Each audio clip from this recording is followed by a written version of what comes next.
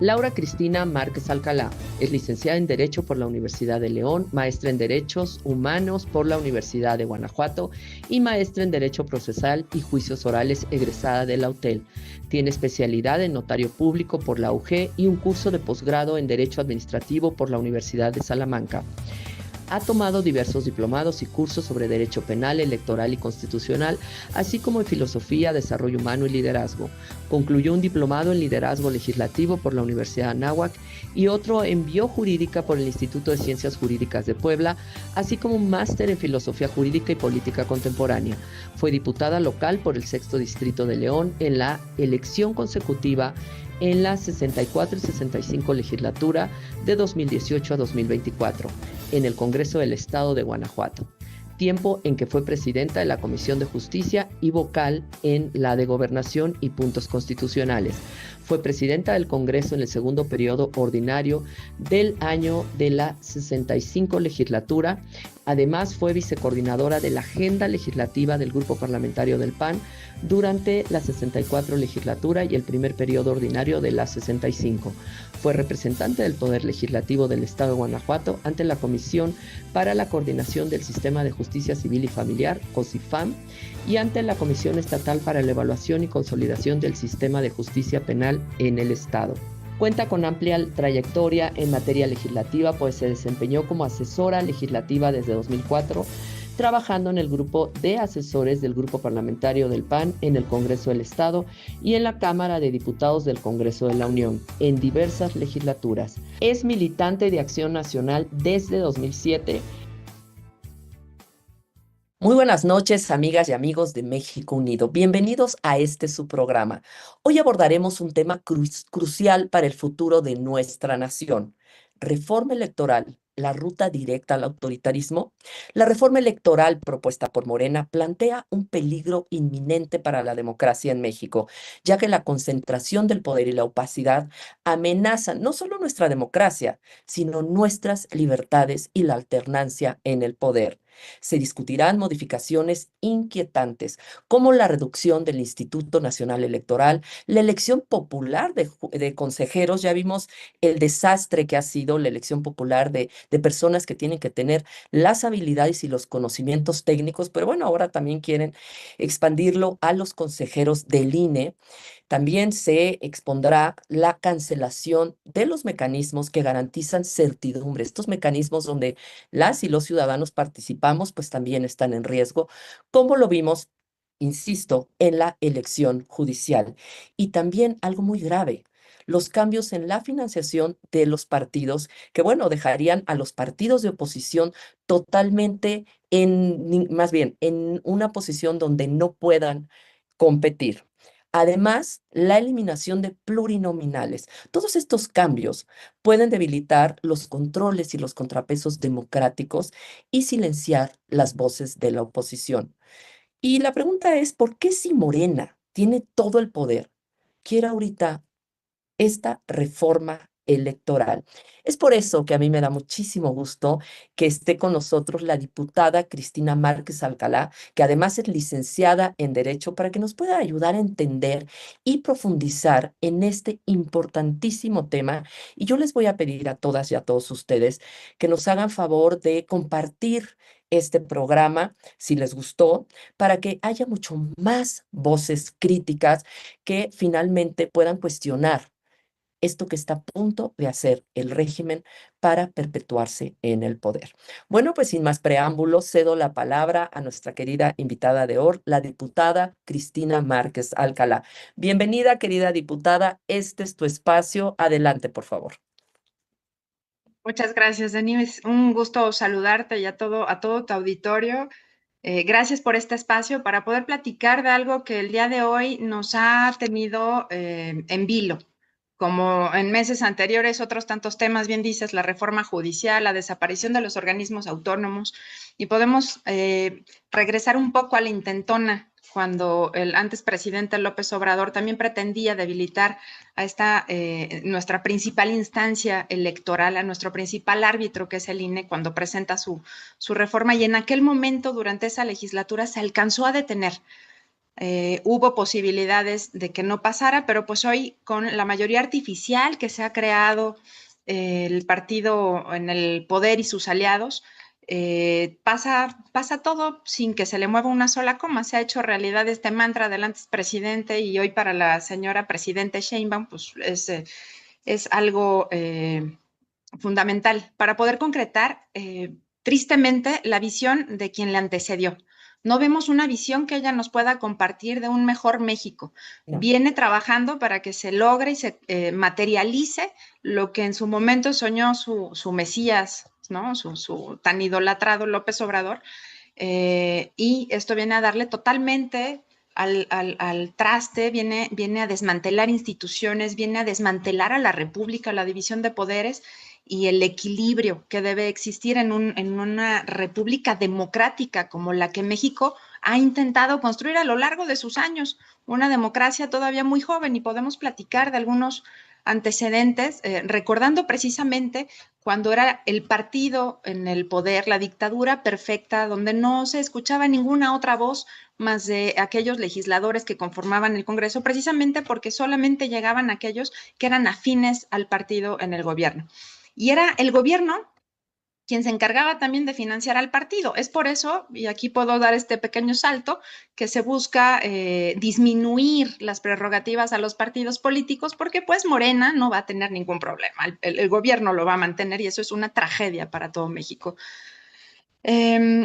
Por otro lado, cuando en 1977, precisamente después de una crisis que se presenta en términos electorales, donde solamente hubo un candidato único, no hubo contienda y que precisamente era el del partido oficial, vienen estas voces precisamente de la oposición y surge desde la oposición y desde el legislativo la necesidad de encontrar un mecanismo que permitiera la representatividad de todas las voces que no estaban de acuerdo con lo que estaba haciendo el gobierno.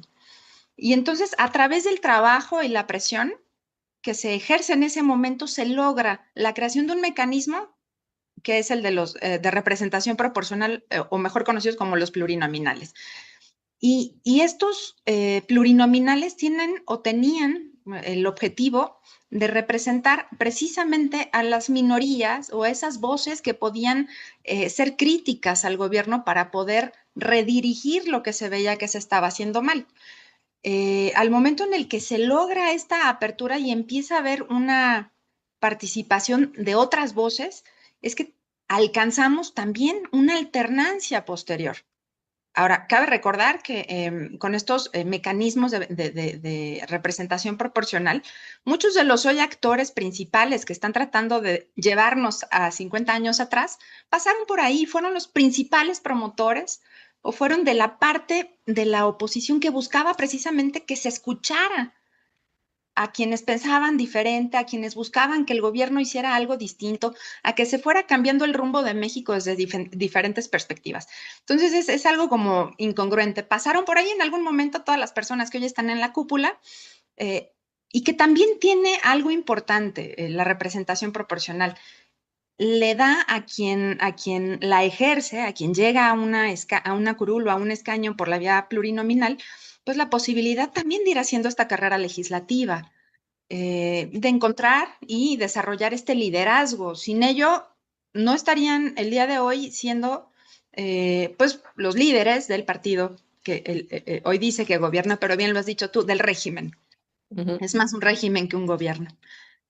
En este breve contexto pues histórico, vemos cómo sí, por supuesto, hay áreas de oportunidad como en todo lo que puede ser mejorable, pero también encontramos pues esta necedad, ¿no? El famoso plan C, digo, no es sorpresivo que se esté empezando a gestar ya esto, pero es lamentable, reitero, que no tengamos una visión de la persona titular de la presidencia de la República, que se ostenta como la primer mujer que ha llegado y que debería tener una visión distinta de país y que debería manejar y presentar soluciones a los problemas para los que se postuló.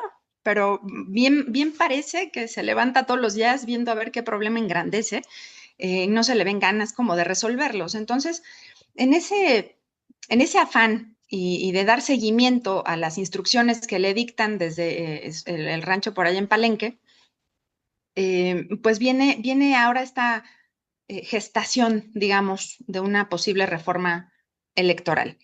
Y digo una posible reforma está en gestación porque nace de una cosa que nunca antes habíamos visto, una comisión presidencial conformada por una serie de personajes que son totalmente del ente gubernamental, del régimen, totalmente afines al partido en el gobierno, el partido oficial, y que pues lo único que van a hacer va a ser seguir las instrucciones que le dicte Palacio Nacional. Iban a hacer la farsa y la faramaya, como bien lo has dicho, de estas supuestas consultas y de esta supuesta escucha, y se sienten muy democráticos porque dicen que todo se votará. Caramba, a ver, se están quejando, y esta es otra contradicción, se quejan de lo costoso que es nuestra democracia y nuestro sistema electoral, pero ahora vamos a lanzar a campaña a otras personas para que sean consejeros electorales. Por favor, necesitamos personas especializadas en los cargos que se ejercen hoy para la decisión del destino del país en todos los ámbitos, en los autónomos, en los tres poderes, en los diferentes órdenes de gobierno. No estamos para improvisaciones. México necesita personas que sepan de qué se trata la función y que puedan llevar las decisiones a un avance, a un desarrollo, un progreso. Con este planteamiento de las ideas que la presidente Sheinbaum encarga a la comisión presidencial que va a presidir Pablo Gómez, bueno, por lo menos en lo inmediato, cero resultados en su gestión desde la unidad financiera, de información financiera, es de hacer notar, vamos, ¿no? De Pablo El, Gómez, ¿cómo se llama? Que lejos de presentar resultados, que nada más estuvo persiguiendo opositores, ahora es el presidente de esta comisión presidencial. Exacto, y hablamos de lo inmediato, además de que fue una de las voces que en su momento pues pugnaban y se vieron beneficiadas precisamente por mecanismos como el que hoy pretenden desaparecer con argumentos muy absurdos. El primero es el del ahorro. No quisiera yo profundizar en eso después de ver los lujazos y las corruptelas que han estado saltando en los últimos 7 años y que pues les han sido tan incómodas las noticias respecto a estos desfalcos y estas desviaciones de recursos y demás, que mejor desaparecieron al INAI, desaparecieron Compranet y todo lo que ya conocemos. Que viene ahora entonces esta buscar el plasmar las ideas que se les está marcando desde Palacio Nacional a la cabeza de alguien que debió haber hecho en su momento precisamente su trabajo y haber detenido todo lo que hoy estamos viendo. Y no tendríamos tantos problemas en México y a lo mejor hubieran sido un poco más congruentes las personas del régimen. Eh, estas ideas que van a estarse planteando para plasmarse en una reforma, en una iniciativa de reforma indicada por la presidenta Sheinbaum, pues viene además de tratar de disminuir, o viene más bien con el objetivo principal de disminuir las voces opositoras desde la eliminación de los plurinominales y el debilitamiento, digamos, de los partidos políticos. Esto implica que no haya una posible o un mejor foro o una mayor participación de quienes piensan distinto al gobierno. Y te decía yo que manejan argumentos como el de la austeridad o el del ahorro, cuando, bueno, pueden ser algunos, sí, algunos millones de pesos, lo que representen 100 o 200 plurinominales, pero nunca se va a comparar con los 20,000 millones de dólares que ha costado Dos Bocas y que nos ha costado vacunas, medicinas, hospitales, escuelas, vida de personas, un sistema de seguridad totalmente abandonado a su suerte.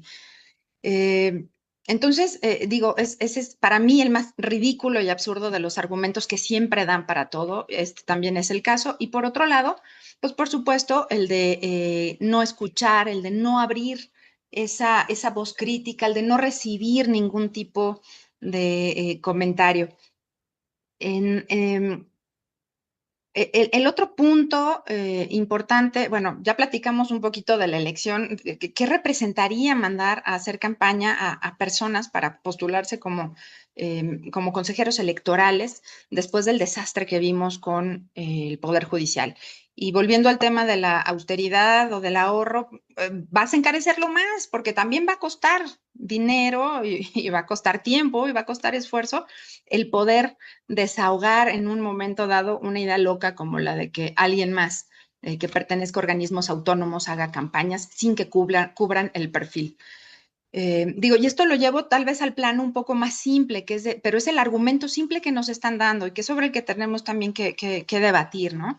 Y cómo se viene dando también la idea de esta propuesta, desde un panorama en el que lo único que importa, además de su propia voz, acallar las voces opositoras, encontrar tal vez algo de recursos para poder financiar sus programas que pues ya está quebrado el país, ya no hay de dónde sacar y no permiten que produzca el país, están haciendo a la población improductiva.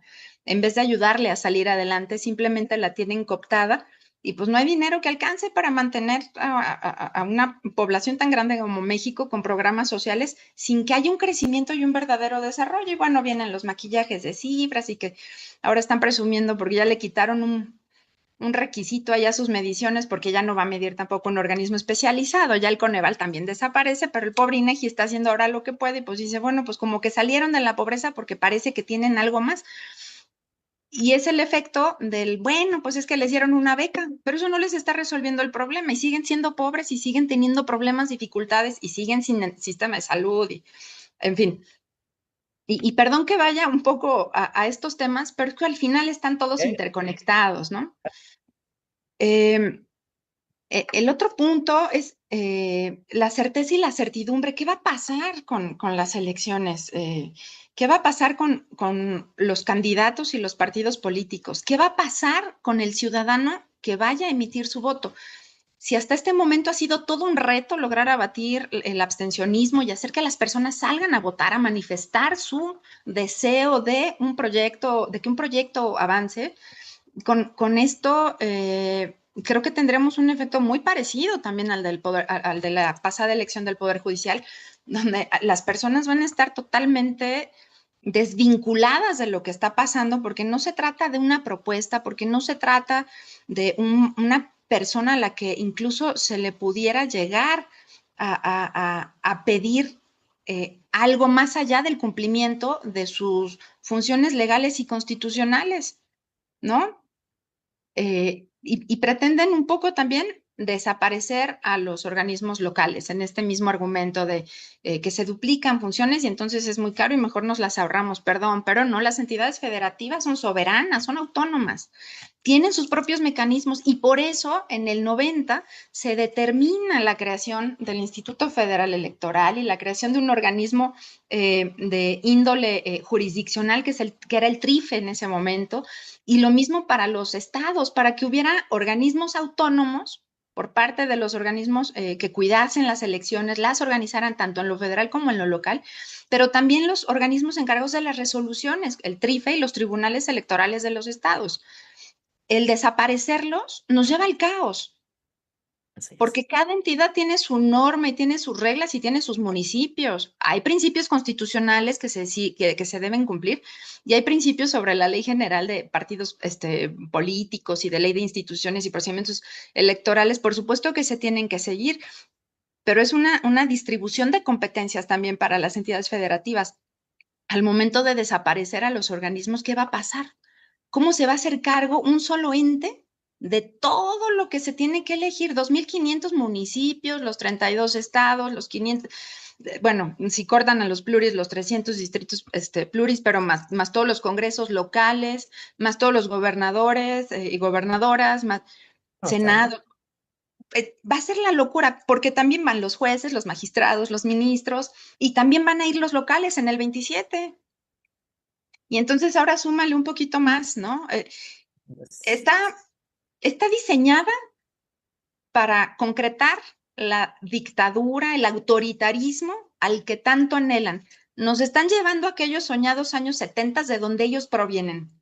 Ellos se gestaron y se educaron ahí, pasaron por un proceso y hoy quieren regresar a eso, anhelan. López Obrador, su mayor anhelo era volver ahí. De ahí salió y pues bueno, su pupila, la hoy presidente, está totalmente comprometida con el proyecto de quien le antecedió. Eh, la, la, y por último, quisiera hablar un poco sobre la desconfianza, ¿no? El otro argumento, hablan de la desconfianza, de los... Caramba, ¿cómo le pueden tener desconfianza al organismo autónomo y ciudadano que les dio el gane en el 2018 y que validó también la elección en el 2024, las Ujú. dos presidenciales? Y vamos, con todo y su mayoría artificial, que es algo ya muy cuestionable, los mecanismos que se utilizaron para que pudiera quedar la conformación como está, es lamentable. Y si nos fijamos cómo está hoy precisamente la conformación de la Cámara de Diputados, al reducir los 200 plurinominales, quedaría conformada la Cámara de una manera, híjole, pues de miedo, ¿eh? Eh, Se Ujú. reducirían, por supuesto, los escaños, pero quedaría, perdón, se reduciría el número de diputados plurinominales, particularmente de la oposición. Obviamente, los partidos aliados al oficialismo también perderían algunas de sus curules, pero conservarían el 70% o el 82% o algo así de la... Aquí tengo el dato, dame oportunidad nada más de sacarlo. Eh, Precisamente acallando todas las voces. Quiero decir, por ejemplo, Movimiento Ciudadano hoy tiene alrededor de 20 diputados y diputadas, se quedaría solo con uno de un Ah, distrito ganado. El PRI ay, se no. quedaría como con 8 de los 25, 30 que tiene. Entonces, eso va disminuyendo la representatividad y las voces pues que pensamos diferentes al gobierno, pero además, lo más grave es invisibiliza a los Ujú. millones de mexicanos que representamos. Así es, totalmente. Bueno, tiene muchas aristas esta reforma electoral muy desfavorables y voy a retomar, por ejemplo, lo que planteaste de la elección al Poder Judicial. Cuando se busca una reforma es para buscar que finalmente tenga una mejora que los ciudadanos, las ciudadanas podamos beneficiarnos. En el caso del sistema de justicia, sí hacía falta una reforma que ayudara al acceso a la justicia, pero no fue lo que se buscó, fue cooptar, fue de alguna manera hacer una limpia del Poder Judicial para meter a personas totalmente abyectas y no se tocan las fiscalías, que es donde está el mayor Exacto. problema. Pues parece que pasa lo mismo ahora con el tema del INE. En el tema del INE, no es para mejorar, tal vez, que la democracia vaya aumentando, que haya más transparencia, más certidumbre, mayores libertades, mayor acceso a que las personas puedan tener, por ejemplo, en el caso de las personas que están en el extranjero, que puedan votar. Todo eso se eliminó ahora en la elección del Poder Judicial, donde incluso los ciudadanos no contamos los votos. Ese es otro de los mecanismos que generaban certidumbre, certeza, pues ahora eliminan todos estos mecanismos y lo que hacen es que convierten en estos procesos comicios electorales, pues en un espacio totalmente de, pues, opacidad. Lo vimos ahora, o sea, se llevaban las urnas y luego se encontraron, bueno, ya lo dijeron los consejeros, pues todos estos fraudes, porque lo voy a decir con esas palabras, derivado de que no hubo un consenso y que no hubo una observación ajena a el INE.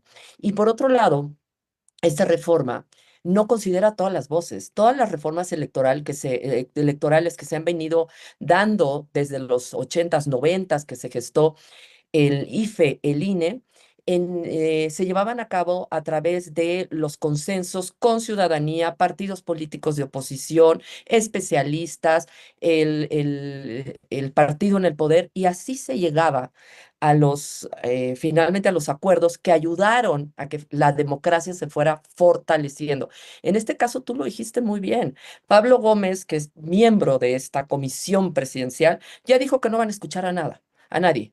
Este señor que, también lo dijiste muy adecuadamente, un inepto que no hizo nada en la UIF más que estar persiguiendo opositores y se le fueron casualmente muchos millones de lavado de dinero que le encontró Estados Unidos. Prácticamente lo que hacen es rescatarlo y meterlo para acá. ¿Y qué daño está haciendo, siendo que él quiere eliminar los plurinominales, estos plurinominales que lo dijiste muy claro, me gustó mucho, que de alguna manera al principio fue para que fueran un equilibrio de crítica al gobierno. Un gobierno que no se critica es un gobierno que no mejora. Bueno, pues este gobierno, el que tenemos hoy, es fóbico a la crítica, que mejor quitar Totalmente. a los plurinominales con una narrativa muy engañosa y muy mentirosa de un ahorro del gasto público. Y efectivamente, ¿cómo lo dicen ellos? Qué, eh, qué autoridad moral después de que vemos todos los días, vemos escándalos y escándalos de corrupción, de cómo se apropian de nuestros recursos públicos para su beneficio personal. Y observamos que este Leonardo Valdés, que fue presidente del IFE, él hizo todo un balance de lo que representa el gasto del INE.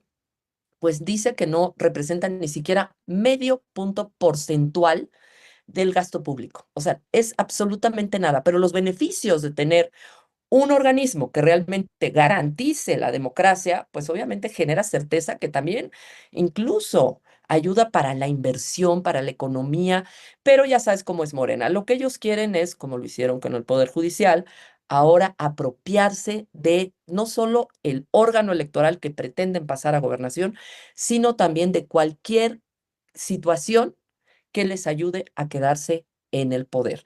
Entonces yo te quiero preguntar justamente en este sentido, que pretenden pasar nuevamente, como era antes de los ochentas, antes de 94, que pretenden pasar todos los procesos electorales, eliminando las OPLES, eliminando todos estos organismos estatales que tú muy bien mencionaste. ¿Qué representaría para la democracia que el INE pierda esta autonomía en la supervisión de las elecciones? Y nada más un comentario previo.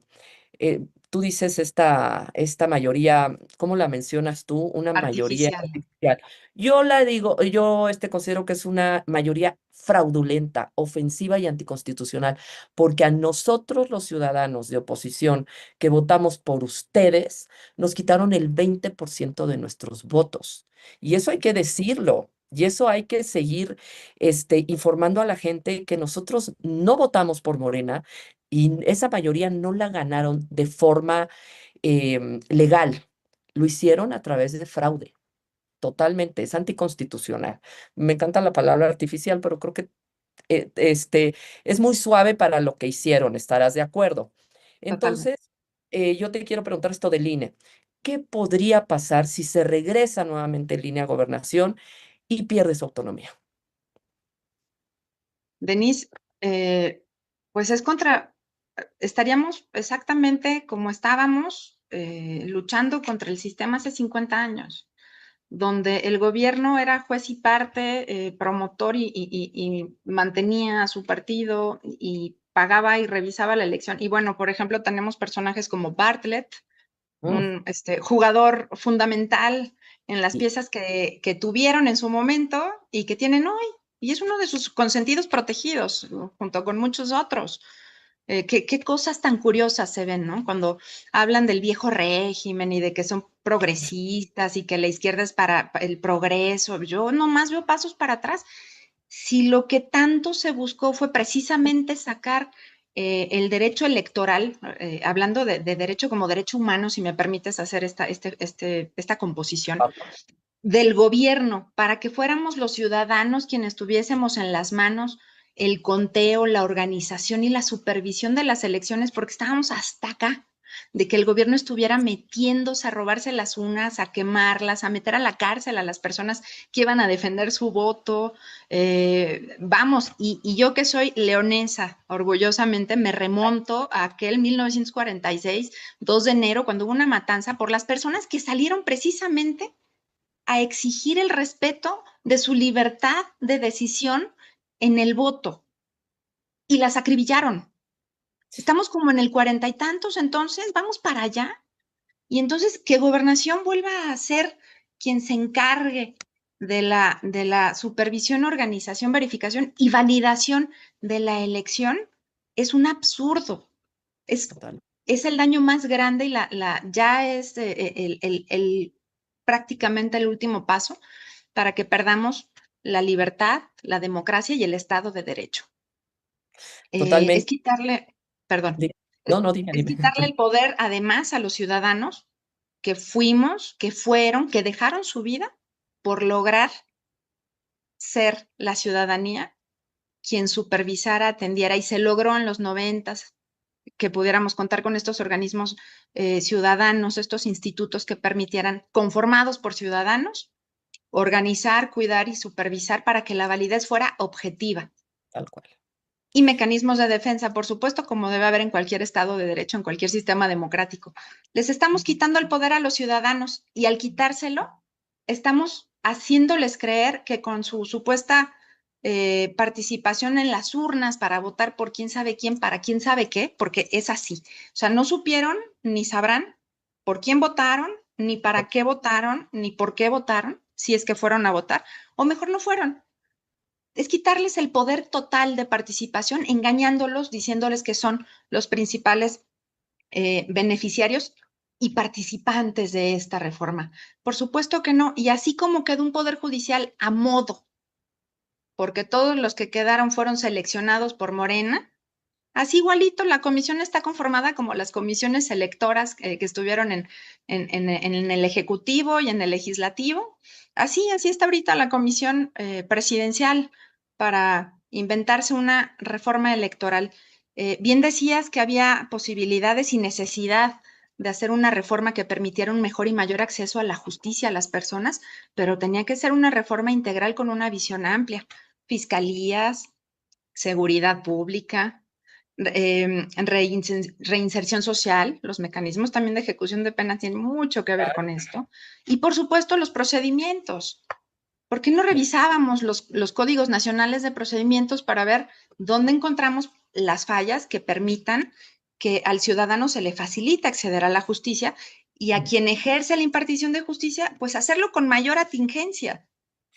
No se trataba de desbaratar al Poder Judicial y mucho menos acabar con cientos de experiencias, de carreras, de especializaciones que te Sí. habían dejado ya su vida, su tiempo, su familia, su vocación en el Poder Judicial. Totalmente, pero nos hemos dado cuenta que Morena no construye, Morena destruye, porque ellos quieren seguir acumulando el poder. Y una de las cosas que hoy pretenden es quitarle el financiamiento a los partidos. Este financiamiento se generó con la idea de que los partidos no tuvieran esta tentación, perdón, esta tentación de buscar el financiamiento, pues con grupos tal vez del crimen organizado, empresarios con los que se vieran comprometidos, que a veces pasa y lo vemos que Morena justamente está muy evidenciado, todos los días salen pruebas que el crimen organizado los apoyó. Y fue Así es. como finalmente lograron fortalecerse desde principios de siglo para finalmente llegar al poder y llegaron muy comprometidos con el crimen organizado, también con ciertos empresarios. Entonces, y ahora que ya están en el poder, cuentan con todo este apoyo, estos grupos fácticos, pero también con los recursos del Estado. Y los partidos políticos de oposición se quedarían totalmente debilitados y obviamente este sería un factor más para no poder competir de forma equitativa en los comicios electorales. Entonces, ¿de qué manera estos cambios en la financiación podrían influir? Obviamente, le podrían dificultar a los partidos políticos la equidad en la elección. Sin duda, sí se perderían muchas oportunidades de desarrollo y crecimiento dentro de los partidos políticos, eh, porque para realizar sus tareas también como entes públicos se Sí, necesita el aporte. El que haya sido además un recurso público para poder acompañar a los partidos políticos en el ejercicio de su función, en la proyección y en el poder compartir su proyecto, sus propuestas a lo largo y ancho del territorio, cualquiera que esté fuera. La intención posterior fue precisamente, además de blindar de que hubiera esta inequidad por la posibilidad de la infiltración de recursos de diferente índole que desbalanceara el equilibrio, eh, que se transparentara. Y eso fue también algo muy importante, el poder transparentar los recursos, porque precisamente al ser recurso público está sujeto a la observancia, y al escrutinio público, a cumplir con las reglas de transparencia para evitar también desvíos, cosa que, bueno, hay temas interesantes que habríamos que estar revisando también respecto a transparencia, y hubiera sido mucho mejor resolver precisamente el tema de la transparencia en la fiscalización de los recursos de los partidos políticos, junto con el ejercicio de los funcionarios públicos en el poder desde la propia ley que les corresponde, que haber hecho esto o que pretender hacer esto. Claro que la transparencia nos preocupa, necesitamos saber de dónde provienen los recursos, necesitamos saber en qué se lo están gastando, a quién se lo están dando, cómo lo están ejerciendo, pero hay temas muy importantes y ahorita traigo uno así como a colación, que es, por ejemplo, el presupuesto que se tiene que destinar para la capacitación y la formación de cuadros femeninos dentro de los partidos políticos. ¿Qué va a pasar con eso? Nos están quitando un, una conquista a las mujeres para podernos formar y participar y salir a la calle a promover nuestros ideales, nuestros partidos, nuestras propuestas para poder formar parte de las decisiones del país. sí. Lo pongo así, eso pasaría si nos van quitando los recursos, en vez de encaminar y encauzar hacia soluciones reales y también necesarias, reitero. Pero bueno, a ellos lo único que se les da, lo dices muy bien, es destruir, no saben consolidar ni fortalecer. Así es. Y fíjate que ahorita yo estuve 16 años en el PAN. Y efectivamente, pues se tienen oficinas, se generan empleos y además hay una estructura que va consolidando pues esta fuerza política. En el momento que se les quiten los recursos, eso yo no lo había pensado. Nosotros como organización de la sociedad civil, que ya estamos constituidos, que de alguna manera también tenemos ya recibos para donataria y demás, es muy complejo. Es muy, muy complejo y ahorita hemos estado trabajando desde hace 7 años con personas voluntarias. Yo soy voluntaria, acabo poniendo de mi dinero siempre, y así todos aportan de su propio dinero por la construcción y la construcción democrática y nos vemos en unas dificultades terribles. Prácticamente ustedes caerían en esta condición y obviamente pues la posibilidad de competir de manera equitativa es totalmente imposible. Es como si nosotros quisiéramos ahorita competir con Morena, con candidatos, evidentemente es algo que ni siquiera nos ponemos digo, nosotros no somos partido político, pero haciendo el símil, sin cero recursos, con estos que son un monstruo, que tienen además todo este apoyo, pues sí sería completamente imposible. Y por último, ya para ahora sí que cerrar con el tema, son preguntas muy sencillas para personas que no están muy empapadas del tema, es por eso que lo pregunto de esta manera. Mi querida diputada, ¿cuáles crees tú que serían los riesgos de concentrar el poder electoral en un solo partido o grupo? ¿Qué podría pasar? Es muy sencilla, o sea, es muy básica, pero creo que es algo que podría ayudar mucho. Y claro, bueno, es que los riesgos de concentrar el poder electoral en las manos de un solo partido y que además es el partido en el poder, es llevarnos al autoritarismo dictatorial, eliminando todas nuestras libertades, es decir, tendrán el control absoluto. Ahorita, ya nos pueden geolocalizar, pueden intervenir nuestras comunicaciones, Ya. eh, pueden expropiar tu casa, la propiedad privada está en riesgo.